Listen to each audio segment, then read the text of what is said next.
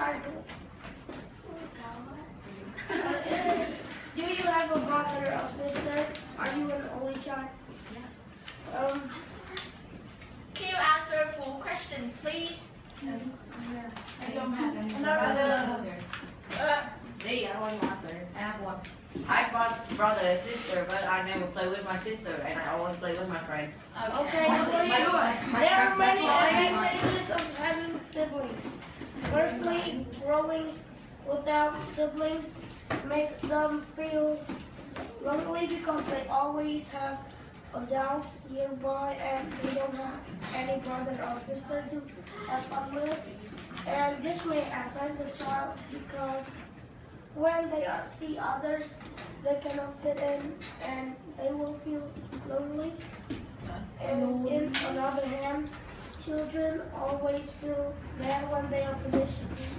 They even feel more terrible when they don't have anyone to share their bad feelings with.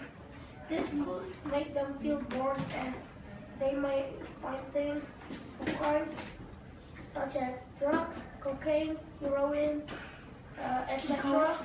And even worse, they may become the victim of social evil. The next one is pressures at home. It's filming, speech, and preparation.